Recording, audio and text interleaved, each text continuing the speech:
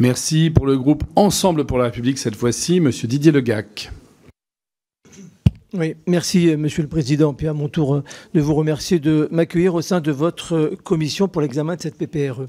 Bien, alors Madame la rapporteure, chers collègues, s'il y a bien un alinéa de votre proposition de résolution avec lequel je suis d'accord, c'est bien le 10e, celui qui rappelle que la mer Méditerranée est la route migratoire la plus mortelle qui soit, puisqu'en 10 ans, vous l'avez dit, ce sont près de 30 000 êtres humains qui y ont trouvé la mort. Ces morts, qu'elles se déroulent en Méditerranée ou dans la Manche, plus près de chez moi, moi non plus, comme vous, je ne m'y résignerai jamais.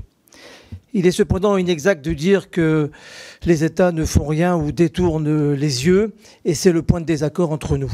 D'abord parce que, comme vous le rappelez, ces États sont soumis à de multiples conventions internationales, notamment celle de 1974, de 1982, et surtout celle de 1979, qui implique une responsabilité des États côtiers hors même de leurs eaux territoriales.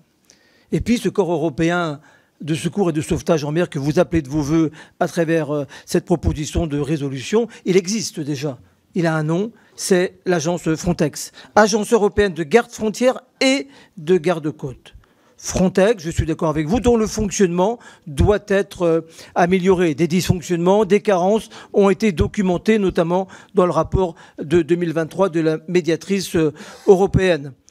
Mais néanmoins, c'est bien le rôle de l'agence Frontex qu'il faut renforcer pour le sauvetage en mer. Il faut le renforcer, comme nous y invite d'ailleurs une proposition de résolution transpartisane votée par le Parlement européen, dont votre groupe, il me semble, résolution votée le 13 juillet 2023. Et tout à l'heure, vous citiez Ursula von der Leyen. Elle a proposé en juillet 2024 de tripler le nombre d'agents de Frontex pour atteindre 30 000 gardes-frontières et gardes-côtes. Donc vous voyez qu'il y a là un point de convergence. La résolution européenne pointe également les dérives du centre de coordination de sauvetage en Libye, car comme vous le savez, la Méditerranée inclut naturellement des zones search and rescue marocaines, algériennes, tunisiennes, libyennes. Et ce sont avec ces pays qu'il faut développer les partenariats afin qu'ils prennent également leur part dans l'aide et les sauvetages en mer. Votre proposition de résolution qui entend créer une flotte européenne poserait, on l'a dit, de multiples difficultés, notamment en matière de souveraineté, c'est là le point faible, au-delà même du fait que certains États européens pourraient justement refuser, au nom de cette souveraineté, de la mettre en place et de la financer.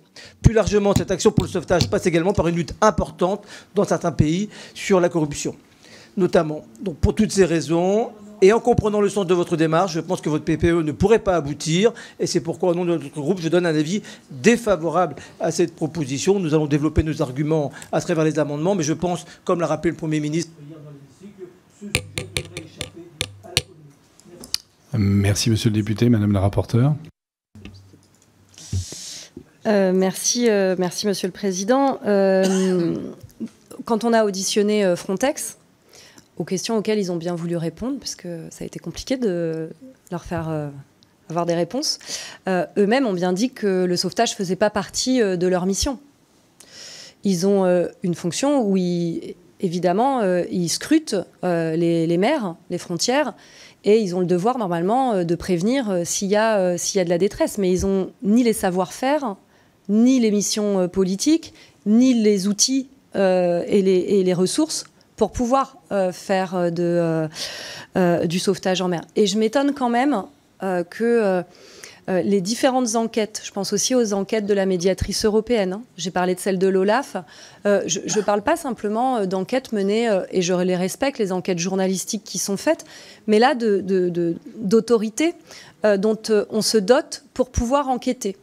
Et pour autant, quels ont été les effets concrets de changement chez Frontex? Il y a eu un changement de direction, un officier qui est chargé de vérifier les droits fondamentaux, mais je ne vois pas de changement si sensible. Et d'ailleurs, le pacte Asile-Immigration ne s'est pas donné l'objectif de transformer Frontex en agence de sauvetage en mer. Et si vous me dites que Frontex pourrait devenir cette agence, alors vous me dites que finalement, il existe des bases juridiques. C'est pas ce que je souhaite, mais vous me dites qu'il existe des bases juridiques. Vous me dites que les États membres, ils font des choses. Mais il y a toujours autant de morts en mer Méditerranée. Donc c'est que visiblement, en tout cas, ça ne fonctionne pas. Donc moi, je fais là une proposition, qui est une proposition qui permet simplement de dire que nous avons une responsabilité sur cet espace humanitaire et qu'on ne peut pas laisser les États qui ont le plus de pression migratoire seuls. parce qu'on voit les effets politiques dans ces pays de les avoir laissés tout seuls. Hein.